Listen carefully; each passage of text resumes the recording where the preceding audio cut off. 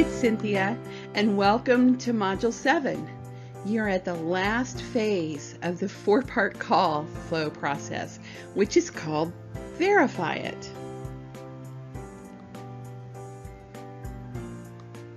Our goal in this module is to learn about informing the customer when the incident must be escalated for resolution. We also continue in our goal to use the four-part call flow process to provide service and support.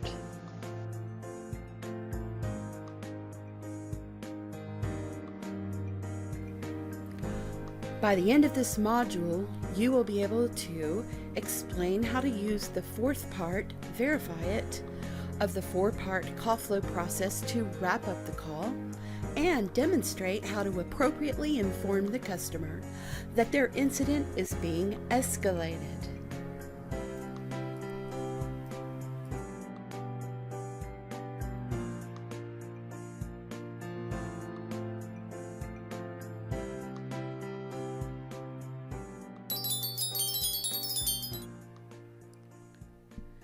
In Lesson 1, we look at the fourth part of the call process called Verify It to wrap up the call. Verify it. The very last thing. At this point, you're ready to confirm that the issue has been resolved. Once this is verified, you're ready to initiate ending the call, ensuring all notes are updated, and closing your incident. This is how you want at least 80% of your calls to go. You want that 80% first call resolution. And this will not be the first time or last time that you hear this, I'm sure. Remember, first call resolution, or FCR, is a win-win. Everybody wins. One of the most common ways to verify fix is to have the customer repeat the action that they were attempting previously. In other words, try again. If the problem was with a jammed printer, you could ask them to retry printing, or you could remotely send them a test page to print, and of course, we will get into that much more, with the back office technical troubleshooting. If the problem is with a register hanging or freezing, ringing a test transaction will prove one way or the other whether the issue is resolved. For a scanning issue, once you've walked the store through the steps to resolve, have them scan a ticket. Document these results in your incident, and you can begin the process of closing the incident and saying goodbye to your customer. Here's the typical flow for the verify phase, and it looks a little different. I grant you there's more decisions in place. If the problem is fixed, then you're going to thank the customer and update the incident and close it. But what if it isn't fixed? Then you make a decision. Are you going to try again? And if you do, this may very well put you back in the what's wrong stage, potentially going in a new direction. You may have more questions, or you just may try something completely different.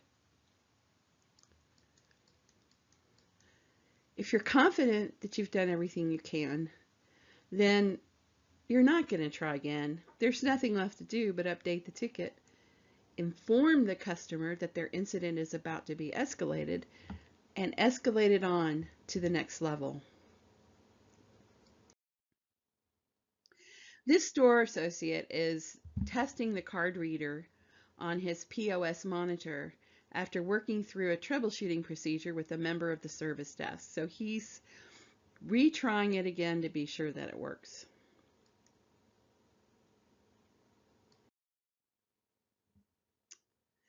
These are the steps that you take to close your call after verifying that the issue is resolved. First, be sure to thank the customer for their call. Sure, we're all in the same team, yet we do need to cultivate humility and gratitude for the opportunity to assist them.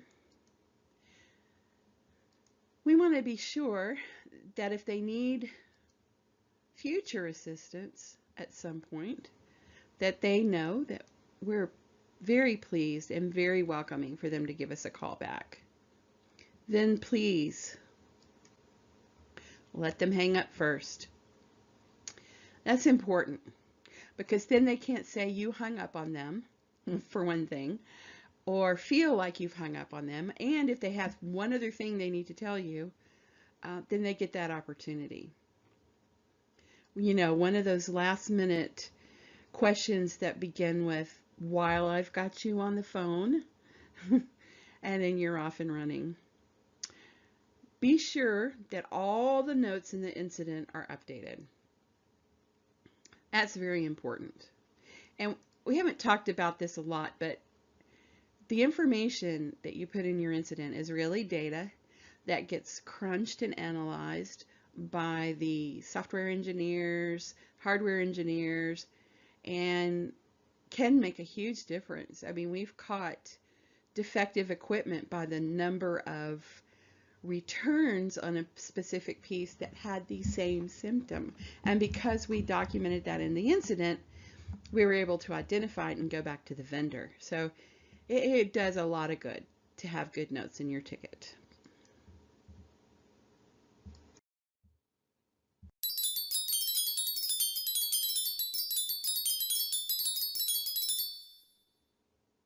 Now, if you need to consult or escalate, this is an example of a chat instant messenger that we all have, where you can send a message over to level 2 and ask them to look at your incident. You know, give them the incident number, and just like this message says, all incident notes are updated.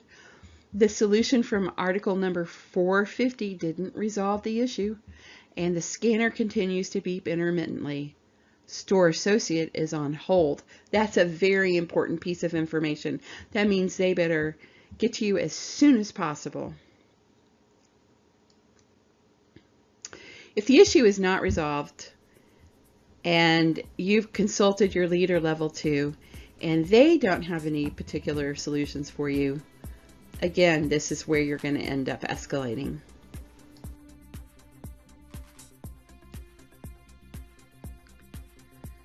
And just again, I want to remind you that if you are going to escalate, always let the store associate know that you're escalating their incident and why you're escalating their incident.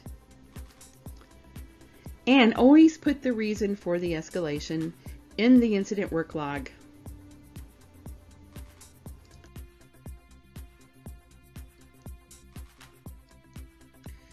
So here's the whole flow. And interestingly, somehow my comments got out of order here. Sorry about that. But starting over on the left. So the whole process is you confirm that something's working. If it's resolved, you thank the associate and you let them hang up. You offer future assistance before that. Then you let them hang up first. You make sure your notes are updated. I mean, the optimal way, and you'll hear this again, is to keep your comments updated as you go. You don't want to have to spend 10 minutes after you get off the call making sure that you can get all your notes input. And if the issue isn't resolved, consult your lead or your level 2 analyst for additional help.